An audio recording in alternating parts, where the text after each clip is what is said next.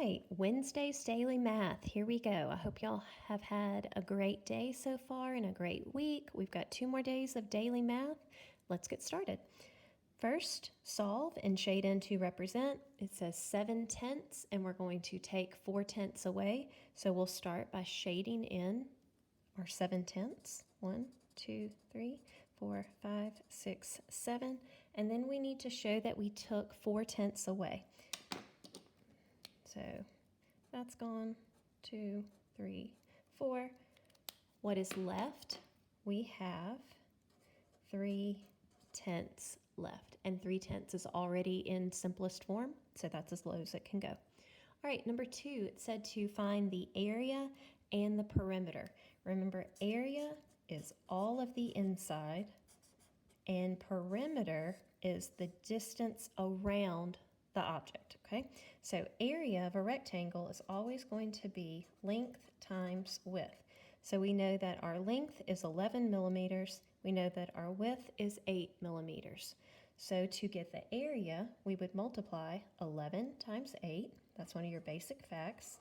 11 times 8 is 88. So it is 88 millimeters squared, or you could say square millimeters.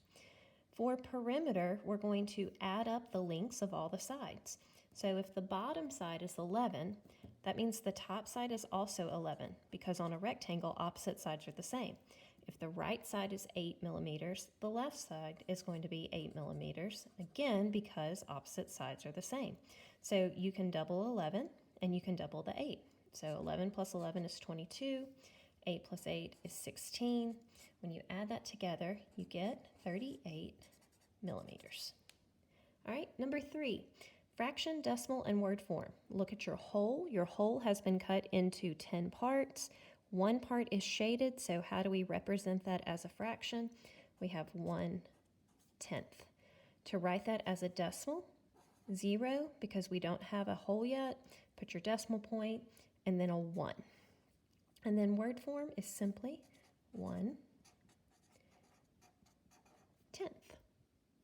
Okay, number 4, we're comparing 2 decimals. So both of these models have been cut into hundredths. On this model, 25 hundredths are shaded, and over here, 52 hundredths are shaded. They're trying to trick you because they're using the same numbers, and they're just flip-flopping them. Sometimes people's brains will flip-flop those numbers automatically. All right, so 25 is going to be less than 52. 25 hundredths is less than 52 hundredths.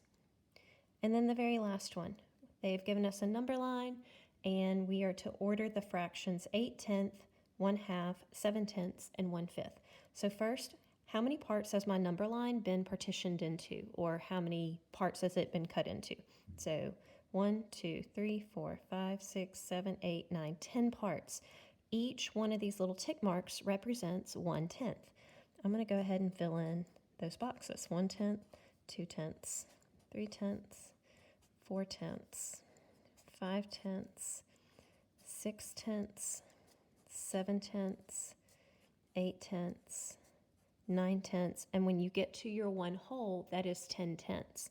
So now we've charted 8/10 and we have charted 7/10.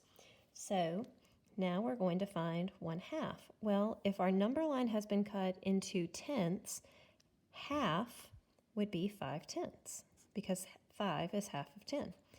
Okay, and then the last one is 1/5. So we need to find an equivalent fraction for 1/5. Well, if we do the math, 1 times 2 is 2, and 5 times 2 is 10.